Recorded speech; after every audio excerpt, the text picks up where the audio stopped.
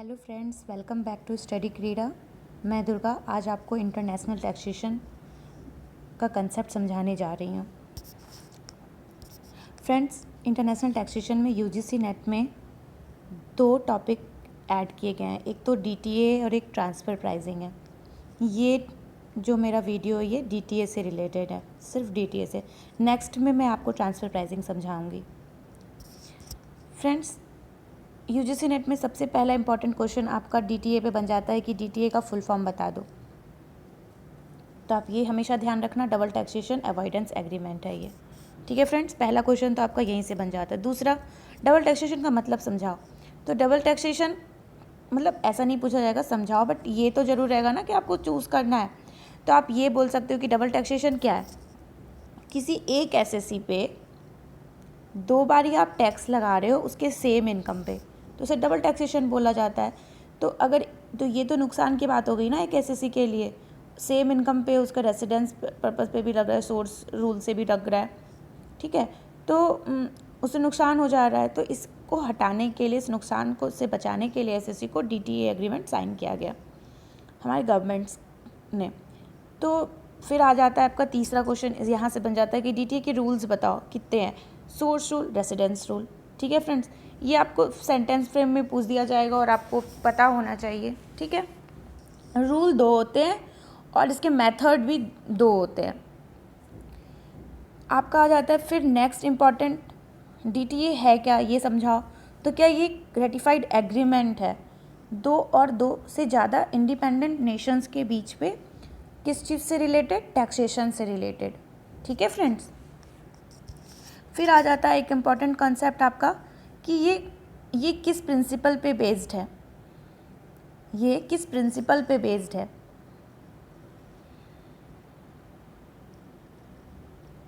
तो आप क्या बोलोगे, ये किस प्रिंसिपल पे बेस्ड है? OECD प्रिंसिपल पे बेस्ड है। किस प्रिंसिपल पे? OECD। इसका फुल फॉर्म आप याद रखना friends, organisation for economic corporation and development. Friends, इस पे आपका ट्रांसफ़र प्राइसिंग भी बेस्ड है, प्लस आपका DTAA भी बेस्ड है। ठीक है फ्रेंड्स, तो यहाँ से एक इम्पॉर्टेंट ये भी कॉन्सेप्ट हो गया। आगे अब आपको यहाँ पे रिलीफ दो तरीके का मिलता है, एक तो आपका यूनिलैटरल रिलीफ है, एक बायलैटरल रिलीफ है। यूनिलैटरल रिलीफ आपने बहुत बार पढ़ा होगा यूनिलैटरल शब्द, बायलैटरल भी पढ़ा होगा। बायलैटरल में क्या है, यहाँ पे एग्रीमेंट होगा दो लोगों के बीच में, यहाँ पे कोई एग्रीमेंट नहीं होगा। डीटीए साइन किया जाएगा, यहाँ डीटीए नहीं होगा। ये आपका यूनिलैटरल किस में कवर किया गया? सेक्शन 91 में, और बायलैटरल सेक्शन 90 और 90A में। ठीक है फ्रेंड्स, आगे आपका आ जाता है डीटीए रिलीफ में। मैंने आपको बताया कि दो सेक्शंस आते हैं बायलैटरल के अंदर। ठीक है, सेक्शन 90 और 90A। तो 90 क्या बोलता है फ्रेंड्स? कुछ नहीं, ये बोलता है कि एक कंट्री है और ये दूसरी कंट्री है, इनके गवर्नमेंट के बीच में अगर कोई भी एग्रीमेंट आपका साइन हुआ है तो ये आपका हो जाएगा 90 में कवर होगा। ठीक है फ्रेंड्स, सेक्शन 90 के अंदर।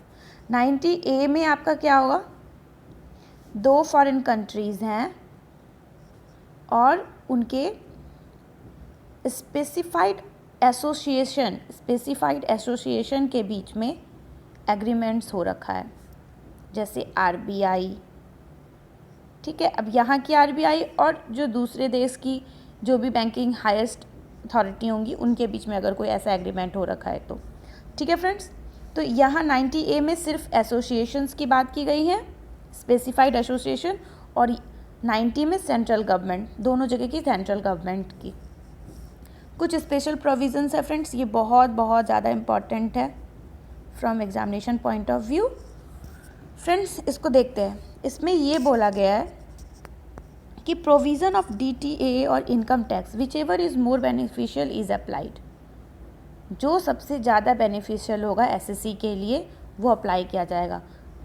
अगर DTAA और इनकम टैक्स में कुछ कन्फ्लिक्ट आ गया तो जो बेनिफिशियल होगा एसएससी के लिए वो हम अप्लाई करेंगे।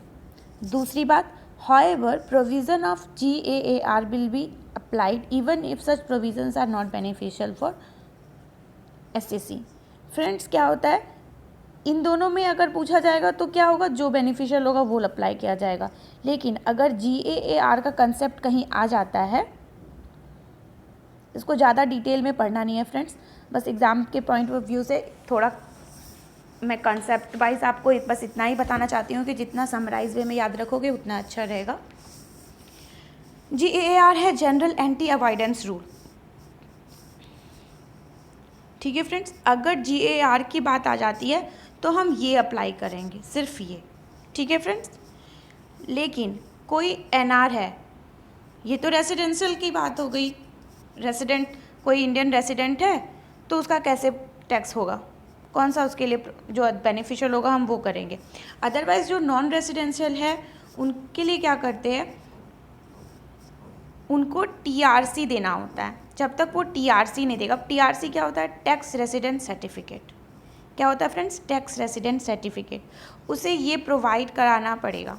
किस, अब मैं एक बार सेंटेंस पढ़ती हूँ। NR to whom DTA apply shall entitled to relief under data unless TRC of his been resident of any foreign countries.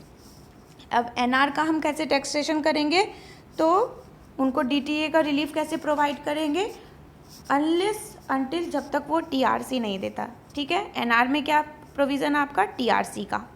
ठीक है, तो फ्रेंड्स बस ये छोटे छोटे कुछ शॉर्ट नाम्स हैं जिनको आपको कि उनका मतलब फुल फॉर्म आपको याद रहना चाहिए। जैसे TRC है आपका, एक इधर आ जाता है, GAAR आता है, तो जनरल एंटी अवॉइडेंस रूल। ठीक है फ्रेंड्स, तो ये सब छोटी छोटी चीज़ें DTA में इम्पॉर्टेंट है।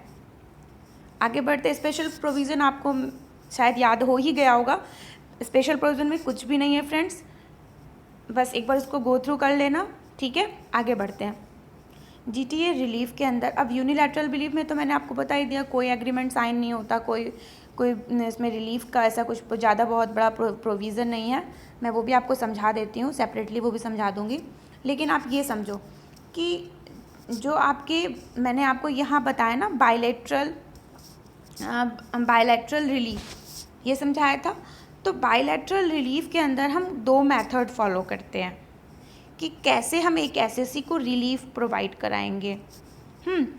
तो पहला आता है टैक्स एग्जेम्पशन मेथड और दूसरा आता है tax credit method. Tax exemption method क्या बोलता है, income is taxed in one country and exempt in another country. एक कंट्री में इसका टैक्स लगेगा और दूसरी कंट्री में ये एग्जेम्प्ट होगा। कब, जब एग्रीमेंट दोनों कंट्रीज़ में हो रखा है, DTA एग्रीमेंट हो रखा है, तब की बात हो रही है फ्रेंड। ठीक है,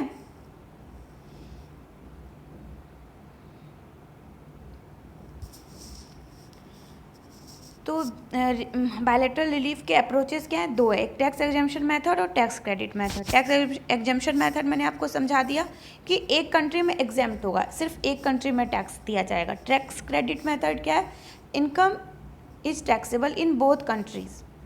ठीक है, the country of resident allowed tax credit of the tax paid in source country. अब क्या है, इसमें ये बोल रहा है कि दोनों जगह टैक्स तो दोनों जगह पे करना पड़ेगा उसको, यहाँ भी और यहाँ भी, जहाँ का वो रेसिडेंस है प्लस जहाँ से उनने इनकम ड्राइव की। लेकिन the country of resident allow, जो जिस जगह का वो रेसिडेंट है वो अलाउ करती है tax credit of tax paid in source country. अगर इस रेसिडेंस ने यहाँ पे कुछ भी टैक्स पे किया है तो ये वाले टैक्स से इसको रिलीफ प्रोवाइड करा दिया जाएगा। ठीक है, उसका क्रेडिट मिल जाएगा, उसे क्या मिल जाएगा, क्रेडिट मिल जाएगा। ठीक है फ्रेंड, तो 2 ही मेथड है बायलैटरल रिलीफ के, एक टैक्स एग्जेम्प्ट और टैक्स क्रेडिट। टैक्स एग्जेम्पशन बोल रहा है कि बस एक कंट्री में आपको टैक्स देना पड़ेगा, और टैक्स क्रेडिट बोलता है आपको दोनों जगह टैक्स देना पड़ेगा, लेकिन आप जहाँ के रेसिडेंट हो वो क्या करेगा, आपको रेसिडेंट कंट्री आपकी क्या करेगी, आपको टैक्स क्रेडिट प्रोवाइड कर देगी ऑफ द जो भी आपने जो टैक्स दिया है सोर्स कंट्री में। अब फ्रेंड्स इंडिया की बात आती है, तो इंडिया में क्या है, दोनों मेथड का एक कॉम्बिनेशन मेथड यूज़ होता है। In India combination of 2 methods applies. Friends, अब आपका एक कंसेप्ट रह गया यूनिलैटरल रिलीफ का, तो मैं इसे यहीं समझा देती हूँ आपको। ये बहुत इंपॉर्टेंट नहीं था तो इसलिए मैंने इसका स्लाइड नहीं ऐड करा, लेकिन आप समझने के बेसिस से यहाँ से समझ लो, मैं इसे अच्छे से समझा देती हूँ। आपको ये पता है ये यूनिलैटरल रिलीफ क्या है, सेक्शन 91 में है और इसमें कोई DTA एग्रीमेंट नहीं साइन किया जाता है फ्रेंड्स। लेकिन इसमें जो रिलीफ मिलता है यूनिलैटरल रिलीफ, वो कैसे मिलता है? पहला होता है, मान लो दो है इसमें, अगर पाकिस्तान के साथ हमारा कोई रिलेशन है रिलेटेड टू एग्रीकल्चर, ठीक है, एग्रीकल्चर के रिलेशन में, any of the tax paid इन पाकिस्तान, कोई भी अगर आपने टैक्स पे किया है पाकिस्तान में, और amount of tax on income और इंडियन रेसिडेंस ऑफ टैक्स,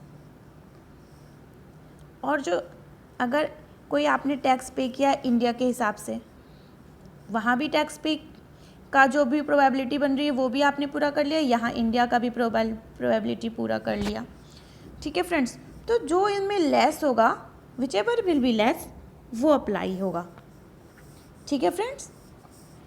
पहला तो मैंने आपको बता दिया पाकिस्तान से रिलेटेड अगर हमारा कोई एग्रीकल्चर का काम चल रहा है तो कैसे आपको इनकम कैलकुलेट करना है। पहले वहाँ पाकिस्तान में जो भी आपका स्लैब रेट है वैसे आप कैलकुलेट करोगे, इंडिया का जो स्लैब रेट है वो कैलकुलेट किया जाएगा, और जो भी कम होगा उसका उसे रिलीफ मिल जाएगा, ठीक है फ्रेंड्स। अब एनी पर्सन हु, कोई भी ऐसा पर्सन जिसका कि जो इनकम है इन प्रीवियस ईयर वो प्रूव कर देता है कि जो भी उसने इनकम कमाया है आउटसाइड इंडिया उसने टैक्स दे दिया है, ठीक है, वो ऐसा प्रूव कर देता है। क्या कर देता है? कोई एक एसएससी है, वो बोलता है मैंने तो फॉरेन कंट्री में टैक्स पे कर दिया है, तो ये प्रूव कर दिया तो ऑब्वियसली उसने कुछ कागज़ दिखाए होंगे कि भाई मैंने ये प्रूव किया। तो अब उसे कैसे रिलीफ मिलेगा? इसमें क्या होता है, rate of tax which is paid in India और foreign country whichever is less, ठीक है फ्रेंड्स। जो एसएससी ने टैक्स दिया इंडिया के हिसाब से जो उसका टैक्स बन रहा है और फॉरेन कंट्री में जो उसने टैक्स दे दिया, उनमें से जो लेस होगा उससे उसका क्या हो जाएगा, रिलीफ मिल जाएगा। लेकिन अगर दोनों का आपने जो टैक्स दिया दोनों कंट्री का सेम हो जा रहा है, इक्वल हो रहा है, तो इंडिया का कंसिडर किया जाएगा, ठीक है फ्रेंड। तो यूनिलैटरल रिलीफ में बहुत बड़ी कोई बात नहीं थी। पहला तो है पाकिस्तान से रिलेटेड, किस चीज़ से, एग्रीकल्चर से रिलेटेड है, ठीक है फ्रेंड्स। एग्रीकल्चर में क्या है, दोनों जगह का, इंडिया का प्लस पाकिस्तान दोनों जगह का टैक्स देखा जाएगा। जो भी टैक्स कम होगा वो उस टैक्स पे आपको रिलीफ मिल जाएगा, ठीक है। और इसमें क्या है, अगर दूसरे कंडीशन आपका क्या कह रहा है, पहला तो ये हो गया, दूसरा क्या कह रहा है, दूसरा कह रहा है कि एसएससी प्रूव कर दे रहा है कि मैंने टैक्स पे कर दिया है, तो उस एसएससी का देखा जाएगा कि फॉरेन का टैक्स क्या बन रहा था, इंडियन टैक्स क्या बन रहा था, जो भी कम होगा उस पे उसको रिलीफ मिल जाएगा, ठीक है फ्रेंड्स। और दूसरी बात ये, अगर इक्वल है तो इंडिया वाला सिर्फ लगेगा, ठीक है फ्रेंड्स।